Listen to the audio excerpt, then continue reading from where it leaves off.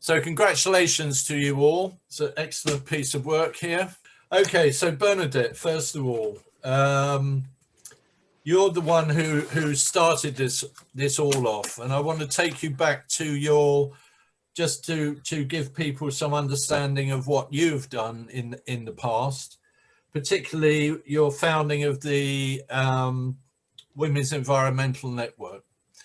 What was the things that first inspired you to get involved with environmental issues?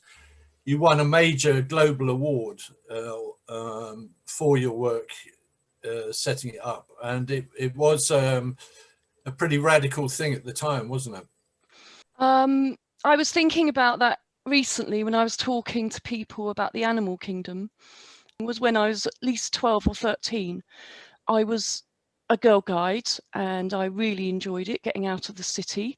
I was brought up in southeast London. It was grim, frankly. It was grim, it was racist, it was horrible. I was an Irish girl from a very poor family with a large amount of children. And my escape was to go to the countryside as a girl guide.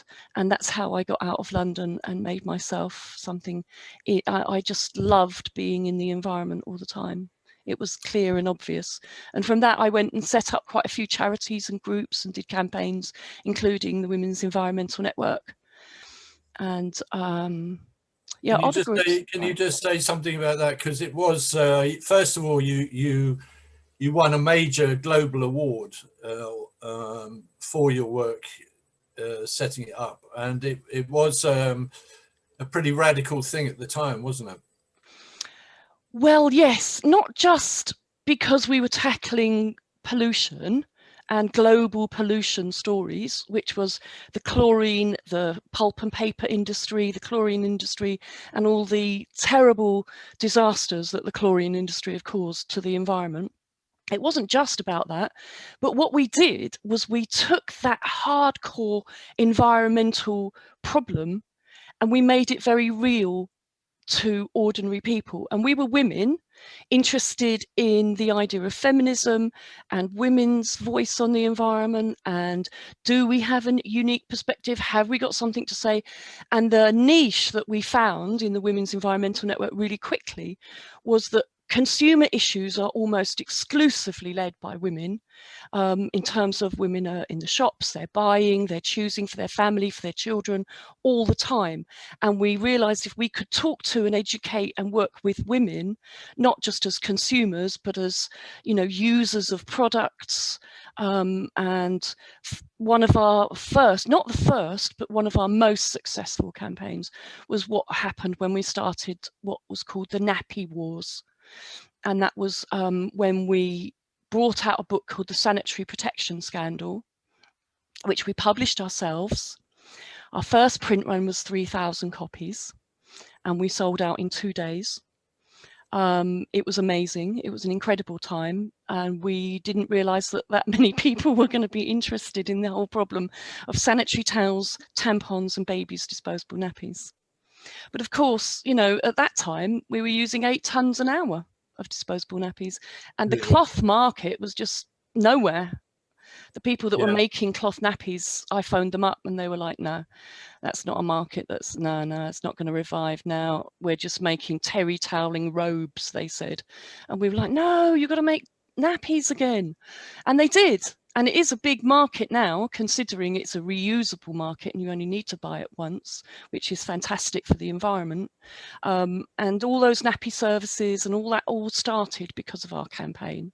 But we also, because we were talking to women, the whole issue of sanitary protection was really interesting. And we were talking to women about things that were unsaid in society. And to the point where 30 years ago, when we would go into a room and talk to women about their sanitary products, they were like, ah!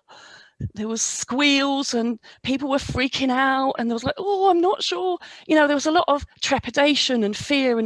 And actually, through the environment, we also were able to talk to them about society, about how we treat women, what we're talking about with women, about women's issues that were hidden. You know, even today, women's issues are hidden. There was a report last week that said that it takes 10 years for a woman to be successfully diagnosed with endometriosis. I mean, that's terrible. 10 years of suffering.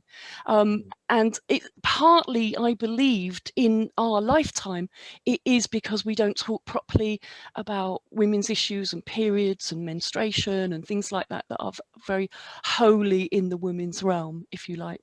And so we smashed through barriers. And that's why it became really, it went worldwide. It was a really big movement.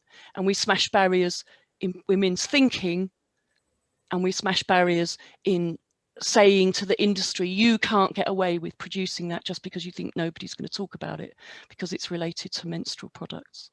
And they did, of course. It was their Achilles heel, frankly. The nappies, the disposable nappies and the sanitary products were their Achilles heel. Well, bravo, wonderful work that you did there. And in that time, am I right that you left there in at the end of the 90s, but while you were there, you produced the Young People's Guide to Saving the Planet with Debbie, another writer, Debbie Silver. Yes. So that was the seed of the project that you're all doing now. What was that first one like? Was it? I've ordered a copy. It's a tiny, much tinier. It's terrible. Don't read it. All right. We were young. We were excited. I was, I own up to being naive, and it was one of the first books I'd written. And I was putting across so many ideas. And of course, we didn't have the internet. I mean, how we did that, I don't know. That, yes. We didn't have the internet. I bought a lot of books.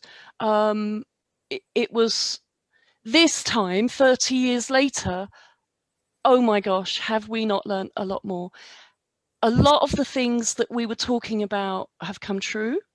A lot of things we were warning about have come true. And also a lot of things we were talking about, people have wised up to and come out with solutions, and we've won some things. In 30 years, what a difference. Now the writing process is different.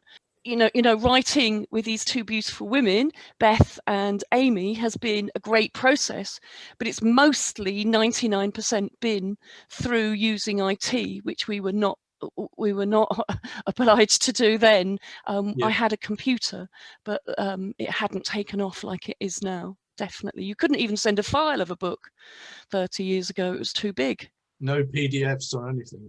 No. I remember those days well.